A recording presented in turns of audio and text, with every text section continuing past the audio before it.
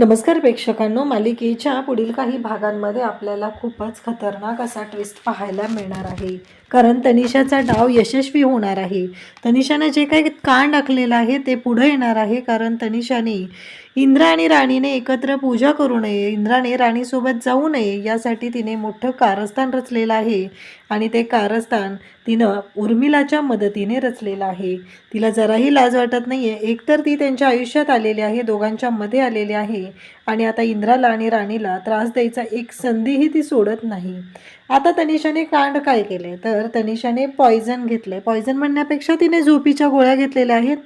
जेव्हा घरातून सगळे बाहेर पडत आहेत, इंद्रा एकटा आवरत असतो. राणी तर ऑलरेडी पुढे गेलेली असते. खरं तर राणीलाच या मूर्ख म्हटलं पाहिजे.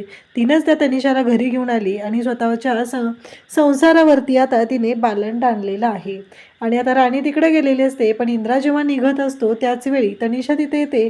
म्हणजे उर्मिला धावत येते आणि सांगू लागते की इंद्रभाऊजी चला लवकर. तनिषाच्या तोंडाला फेस आलाय, तिनं झोपेच्या गोळ्या घेतल्यात. ती टेन्शनमध्ये असते ना, मगाशी पण तुम्हाला बोलली होती ना. असं सांगत ती धावत येते आणि तेव्हा मात्र इंद्रा जातो आणि पाहतो तर काय, तनिषाच्या तोंडाला फेस आलेला असतो. इकडे राणी मात्र वाट बघत राहते, पण इंद्रा मात्र पोहोचलेला नाही. आता राणी आणि इंद्रा यांच्यातलं नातं हे अशा पद्धतीनं वाटोळं करण्याचा प्रयत्न या तनिषाने केलेला आहे. त्यामध्ये इंद्रा आणि राणी कसं स्वतःला सावरून घेतील, राणी स्वतःची कशी समजूत घालेल आणि इंद्रावर विश्वास ठेवेल का, हे आपल्याला पुढे पाहायला मिळणार आहे. त्यासाठी व्हिडिओ शेवटपर्यंत पहा. त्याचबरोबर चॅनलवरती नवीन असाल तर चॅनलला नक्की सबस्क्राईब करा. इकडे आपल्याला पाहायला मिळतं राणीच्या मनात आता शंका आलेली आहे आणि राणी वारंवार विचारत असते की इंद्रजित सांगा ना, मला काय प्रॉब्लेम झाला आहे, म्हणजे तुम्ही कशाबद्दल, कसलं टेन्शन आहे तुम्हाला एवढं, आपण दोघं एकमेकांबरोबर शेअर नाही का करू शकत हे टेन्शन, असं म्हणत राणी वारंवार इंद्राशी बोलण्याचा प्रयत्न करत असते. पण इंद्रा मात्र तिला अजिबात कळू देत नाही. तर इकडे तनिषा म्हणत असते की काहीही झालं तरीही आता मी शांत राहणार नाही. कारण मला माहिती आहे की काय केलं पाहिजे आणि कशा पद्धतीने गोष्टी केल्या पाहिजेत. जर का मला इंद्रा हवा असेल, मला इंद्राला मिळवायचं असेल तर मी माघार घेणार नाही, असं सगळं या तनिषाने ठरवलेलं असतं. आणि तिच्या मदतीला आता स्वतःहून गंभीरपणे उभी राहिलेली असते ती म्हणजे उर्मिला. उर्मिला म्हणते की तू बिनधास्त राहा, मी आहे तुझ्यासोबत, असं उर्मिला तिला आवर्जून सांगत असते. आणि ती मात्र तयार होते. ती म्हणते की नाही, काही झालं तरीही मी दाखवून देणार आहे की मी काय करू शकते, असं तिचं म्हणणं चाललेलं असतं. दुसऱ्या दिवशी सकाळी आषाढी एकादशीचा दिवस असतो. राणी सकाळी लवकर उठलेली असते कारण वस्तीमध्ये आषाढी एकादशी निमित्त पूजा आहे. त्या पूजेसाठी जायचं असतं आणि त्याचबरोबर पूजेचा मान यावर्षी इंद्रा आणि राणी या दोघांनाही मिळालेला असतो. त्यामुळं राणी खरं तर खूप खुश असते. त्यासोबतच राणी म्हणते की काही झालं तरीही या सगळ्या गोष्टी व्यवस्थितच झाल्या पाहिजेत. ती पूजा करत असते. ती म्हणत असते की आज आषाढी एकादशीचा दिवस, तुळशी माते सगळेजण आज पांडुरंगासोबत तुलाही पूजतात. खरंच खूप पवित्र आणि चांगलं काम तू करत असतेस, असं म्हणत ती तुळशीची पूजा करत आहे. आणि त्याचवेळी इंद्रा तिथे येतो. इंद्रा म्हणतो की राणी काय झालं. राणी म्हणते हे बरोबर आहे, तुम्ही माझ्यापासून लपवून केलंस ना, मला सांगितलं नाही ना, ते माझ्यापासून लपवलेत गोष्टी. इंद्राला आता टेन्शन येऊ लागतं की ही राणी कशाबद्दल बोलते, हिला काही कळलं तर नाही आहे ना, ही कोणत्या गोष्टींबद्दल बोलते आहे, असा प्रश्न इंद्राला पडलेला असतो. आणि तेव्हा मात्र इंद्रा म्हणत असतो की मी काय केलं आहे, मी काहीच नाही केलेलं. हे सगळं इंद्रा जेव्हा विचारतो तेव्हा मात्र राणी म्हणते काहीच नाही केलं म्हणजे, मग कोणी केलं, या सगळ्याला जबाबदार कोण आहे, असं राणी विचारत असते. तेव्हा मात्र इंद्रा म्हणतो की मी नाही केलेलं काही, मी खरंच सांगतोय. तेव्हा राणी म्हणते की मला माहिती आहे कशाबद्दल ते, असं म्हणत ती म्हणते की तुम्ही एकटेच जॉगिंगला गेलात ना. तेव्हा इंद्रा म्हणतो आज पूजा आहे ना, तुझी धावपळ ऑलरेडी होणार होती म्हणून मी तुला उठवलं नाही आहे, असं राणी त्याला सांगू लागते. त्याच वेळेस इकडे पाहायला मिळतं की हे सगळं जेव्हा चालू असतं तेव्हा राणी म्हणते असाच तुमचा हात मला माझ्यासोबत हवा आहे. जर का तुमचा हात माझ्यासोबत असेल तर काहीच प्रॉब्लेम येणार नाही, आपण सगळ्या संकटांवर सामना करूया, आपण आपल्याकडे कुठलंच संकट येऊ देणार नाही, असं राणी सांगत असते. त्याचवेळी तनिषा तिथे येते आणि दिवा दोघांनी हाताने पकडलेला असतो. नेमका इंद्राने हात काढलेला असतो आणि तो दिवा जो आहे तो विझतो. तेव्हा मात्र राणी म्हणत असते की इंद्रजित हे काय झालं, असं म्हणत राणी त्याच्याशी बोलू लागते. तनिषा म्हणते की काय झालं, मस्त वंडरफुल असं म्हणत ती तिथं आलेली असते. त्याच वेळेस इकडे पाहायला मिळतं की राणी म्हणते काही नाही, हवा आली ना त्याच्यामुळे दिवा गेला आहे, दुसरं काही झालेलं नाही आहे. इंद्रा पण तिला सांगत असतो की हो, म्हणजे एवढी काळजी करायची गरज नाही. पण राणीच्या मनात कुठंतरी खतखत राहिलेली असते, ह्या सगळ्याचा काय अर्थ आहे हा विचार चाललेलाच असतो. आणि तेव्हा मात्र आता राणी आणि इंद्रा दोघंही तिथं असतात आणि त्याच वेळी आता मालती तिथं आहे आणि मालती म्हणते अगं काय झालं, असा दिवा विझला नाही पाहिजे ना, हे अचानक काय होऊन बसले. तेव्हा राणी म्हणते की हवा आली ना त्याच्यामुळं झालं, बाकी असं काही नाही आहे, असं राणी समजून घालत असते. तेव्हा मात्र तर इकडे मालती आणि त्याचबरोबर रत्ना काकू असतात आणि मग त्या म्हणतात की जा तू आवरून घे जा, आम्ही बघतो इथले घरातलं काय करायचं आहे ते, असं सांगितलं जातं. तेव्हा मात्र राणी म्हणते की अहो पण प्रसादाचं बघते ना, तुम्ही एकटं कधी कराल, मी पण आहे तुमच्यासोबत. तेव्हा मालती म्हणते की अगं राणी तू आवर तुझं आणि तू जा, मी करेल इथं सगळी मदत, आम्ही दोघी मिळून करू, कारण प्रसाद आज आपल्या घरून आहे मला माहिती आहे, असं मालती तिला सांगू लागते.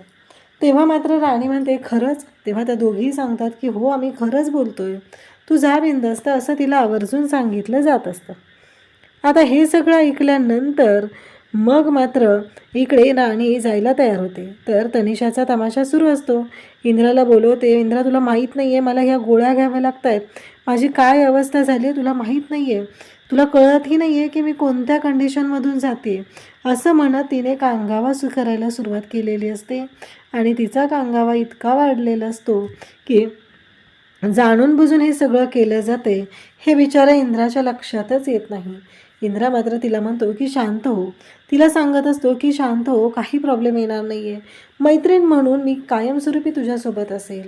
तेव्हा मात्र अचानक उर्मिला तिथे येते आणि उर्मिला त्या दोघांना पाहते आणि उर्मिलाच्या मनात जे काही लाडू फुटायचे असतात ते फुटायला सुरुवात होते. आणि त्याचवेळी इंद्रासुद्धा तिथं असतो. इंद्रा म्हणत असतो की नाही, काहीही झालं तरीही या सगळ्या गोष्टी ज्या आहेत त्या मला हँडल कराव्या लागणार आहेत.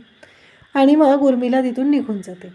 आता इंद्रा विचार करत असतो की हे सगळं काय चाललं आहे, म्हणजे तनिषाने ठरवलेलंच असतं की काहीही झालं तरीही इंद्राला विसरच पडू द्यायचा नाही. मग मात्र इकडे इंद्रा रूममध्ये येतो तेव्हा राणी विचारत असते की काय झालं आहे, काळजी करू नका इंद्रजीत, सगळं व्यवस्थित होणार आहे. आज आपण पांडुरंगाकडे दोघंजण प्रार्थना करूया, आपल्या घरावर आपल्यावर काही संकट येणार असेल तर ते दूर निघून जावं यासाठी प्रार्थना करायची आहे. इकडे तनिषाने प्लॅन केलेला असतो, ते गोळ्यांची रिकामी डब्बी आता उर्मिलाकडे दिलेली असते आणि सांगितलेलं असतं तुला वेळ लक्षात राहील ना काय करायचं आहे ते, कळेल ना आपण काय करणार आहोत ते, असं सगळं सांगितलेलं असतं. ती म्हणत असते की हो माझ्या लक्षात आहेत सगळ्या गोष्टी, असं म्हणत आता दोघींनीही एकत्र येत प्लॅन केलेला असतो. इकडे राणी आता पुढे निघून गेलेली असते, तिने इंद्राला सांगितलेलं असतं की इंद्रजी तुम्ही या. तेव्हा इंद्रा म्हणत असतो की हो मी येतो, तू जा पुढे. मग आता घरातले सगळेजण निघालेले असतात आणि नेमकं तनिषा काही आवरलेलं नसतं. तनिषा म्हणते की मी मागून येते, तुम्ही पुढे जा, असं तनिषा सांगते. मग आबा मालती त्याचबरोबर सगळेजण रत्ना काकू सगळेजण निघालेले असतात आणि नेमकं सगळे घराच्या बाहेर पडले. त्याचवेळी उर्मिला ओरडत येते की इंद्राभाऊजी प्रॉब्लेम झाला, इंद्राभाऊजी प्रॉब्लेम झाला आहे, असे जेव्हा ती ओरडत येते तेव्हा मात्र हे सगळेजण तिथे जाऊ लागतात आणि सगळ्यांना उर्मिला म्हणते की नाही तुम्ही व्हा पुढे, मी आलेच. आणि मग ती म्हणते 5च मिनिटात येते, असं ती आवर्जून सांगते. आता हे ऐकल्यानंतर सगळेजण म्हणतात की काय झालं नक्की, असं म्हणत सगळेजण पाहत असतात. तेव्हा मात्र उर्मिला म्हणते की आलेच मी, उर्मिलाने तर आता आलेच सांगितले म्हणून सगळेजण पाहत आहेत. आणि मग उर्मिला इंद्राला पाठवते तिथे आणि इंद्राला सांगू लागते की इंद्रभाऊजी तुम्ही बघाल ना सगळे निघालेत, मलाही जावं लागेल कारण मला तिथे पूजेला जायचं. हे सगळं तिचं आता नाटक चालू झालेलं असतं. इंद्रा म्हणतो की ठीक आहे, म्हणून इंद्रा आता थांबलेला असतो. तनिषाच्या तोंडाला फेस येऊ लागलेला असतो. तनिषाच्या बाबतीत हे सगळं काय घडतंय हा प्रश्न इंद्राला पडलेला असतो. आणि तेव्हा मात्र इंद्रा म्हणत असतो की नाही, या सगळ्या गोष्टींचा मला विचार करावा लागणार आहे, हे सगळं काय होतंय, या सगळ्या गोष्टीचा काय अर्थ आहे, हे सगळं शोधावंच लागणार आहे, हा विचार आता त्याच्या मनात सुरू झालेला असतो. आणि त्याचवेळी तनिषाला आता तोंडाला फेस आला आहे. इकडे इंद्राला राणीकडे तर जायचं आहे पण राणीकडेही त्याला जाता येत नाही आहे. हे सगळं जेव्हा घडत असतं तेव्हा मात्र इकडे राणी वाट बघत असते, कारण तिथे पूजेची वेळ जवळ आलेली असते. सगळेजण तिथं थांबलेले असतात आणि तनिषाच्या जवळ इंद्र असतो. डॉक्टरांना फोन करतो, डॉक्टरांना बोलावून घेतो. घरी कोणीच नसतं आणि इंद्राने नेमका फोनसुद्धा त्याच्या बेडरूममध्ये ठेवलेला असतो आणि तो फोन पण उचलू शकत नसतो. आबा, मालती, राणी सगळेजण त्याला फोन करत असतात की काय झालं, अजून किती वेळ लागणार आहे असं म्हणत सगळ्यांनी त्याला फोन केलेला असतो. शेवटी राणी वैतागून जाते. घरातीतले आता सगळेजण राणीला सांगतात की तू एकटी पूजा कर. आबासुद्धा म्हणतात की राणी तू पूजा करून घे. मग राणी पांडुरंगाची पूजा करते आणि जेव्हा आता राणी इकडे वाट बघत असते, तिला असं वाटत असते की प्रसादाच्या वेळेस तरी इंद्रजित येतील, कारण इंद्रा तर निघाला होता, पण तनिषा पण आलेली नाही आणि इंद्र पण आलेला नाही आहे. आता उर्मिलाला सगळं माहिती आहे की नक्की काय झालं आहे, घरी प्रॉब्लेम काय क्रिएट झाला आहे, कारण इकडे तनिषाची वाट लागलेली आहे. तनिषाच्या तोंडाला फेस आलेला होता. या सगळ्या गोष्टी तिला माहिती असतात, पण ती मात्र आवर्जून त्या गोष्टी लपवून ठेवते. यांना कोणाला काहीच कळू देत नाही. तिने अगदी डोक्यालिटीने हा सगळा प्लॅन रचलेला असतो आणि त्यामध्ये इंद्र आणि राणीचा संसार भरडला जात आहे. इंद्र आणि राणी दोघंही मध्ये मध्ये येत असतात. त्यांच्या बाबतीत हा सगळा प्रॉब्लेम होत आहे. आता मात्र तनिषाने जे केलेलं कांड आहे ते कशा पद्धतीने आता राणी उधळून लावणार हे आपल्याला पुढे पाहायला मिळणार आहे. अशाच अपडेटसाठी चॅनलशी कनेक्ट राहा. थँक्यू.